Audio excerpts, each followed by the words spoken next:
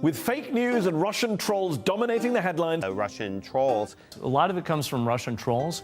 It was Russian trolls. 126 million Americans may have been exposed to this content generated by Russian troll farms. By now, if you're on the internet at all, you've likely heard of Russian trolls.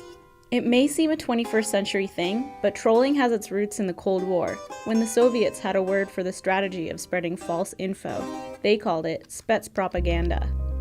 And while the Soviet Union no longer exists, Russia has found a new way to flex its muscle in the world. Whereas the Soviet Union tried to promote the idea of the Soviet Union as the model society, as a utopia on Earth, Russia doesn't try to do this. What it does instead is it tries to muddy the waters. It tries to make things unclear. It tries to sow as much confusion and misinformation as possible. That, when people see the truth, they find it harder to recognize it. This false information comes from what people have started to call troll farms. And we've even started to hear the stories of ex-trolls themselves. Тупо, глупо так раскидывали ссылки на новости. И получалась абсолютно странная ситуация, когда, допустим, я делал аккаунт. And it is the nature of social media itself.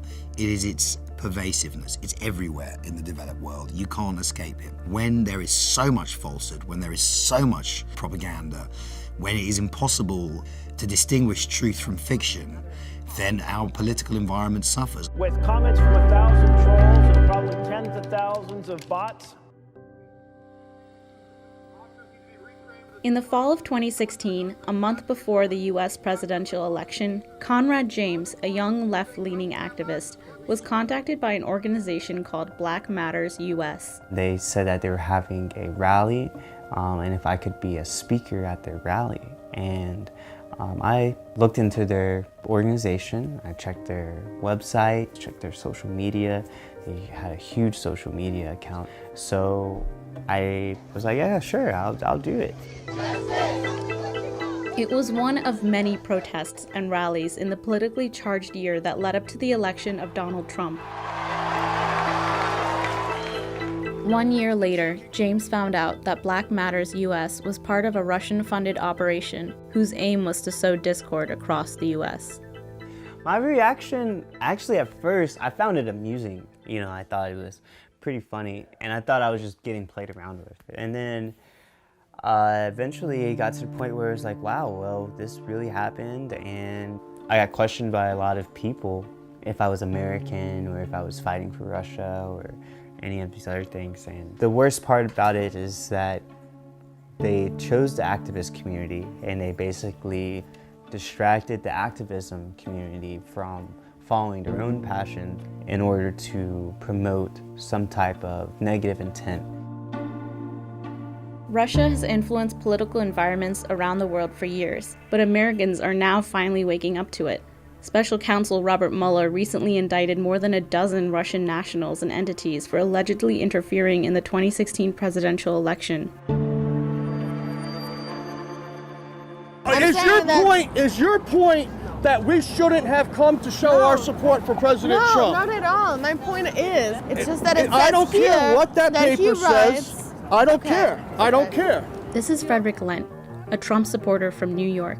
He attended a pro-Trump rally in November of 2016 after the election. We showed him how that rally matched a description in the Mueller indictment. But he told us he didn't believe Russians had anything to do with it. I know that there's different sides.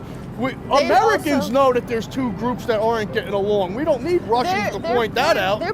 America is no stranger to protesting. It's ingrained into the Constitution. So does it actually matter if Russia organized a few protests here? American activism is at risk, I think, of being delegitimized. Because I think that there's now a real argument that can be made that, you know, that protest isn't real, that protest is fake, like these people are receiving foreign support. Well, now we know that that's actually true. Standing Rock received foreign support. Bernie Sanders received foreign support. Donald Trump, everyone who was an opposition candidate or movement received some sort of support. Now we know that. It didn't have to be financial. It could also just be through mimicry and sharing Facebook posts. I think that the basic premise of social protest is that we are the people in the streets representing some sort of, greater form of democracy or a more pure consensus on where the country should go, and that our elected representatives have to listen to us. But once we start to believe that our movements are actually being created by foreign governments, then it undercuts the idea that these are citizen-led agendas. Spotting trolls is a difficult thing to do. If you look at an account, you see a lot of pro-Kremlin content, you see a lot of pro-Trump content, spelling mistakes, the English is not the first language, it's more likely to be a female account, not a huge amount of followers, and it's a lot of tweeting at people.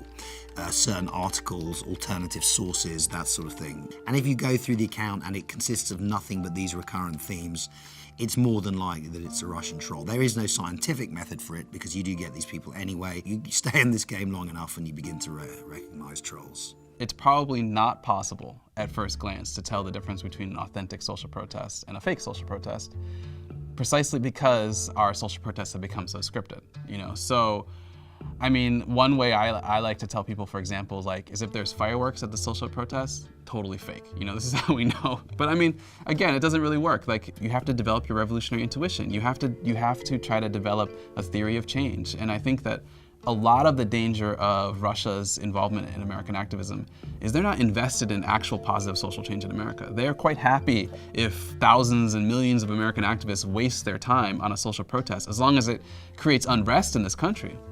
The fact of the matter is we just all need to think critically. I mean, there's so many times that a post gets shared that you have no idea what it's about, but you're just reading the headline, you're like, yeah, I agree with that, even though you didn't check your sources. I mean, these are the things that we learned in school, but it seems that when we go to the internet, it doesn't follow.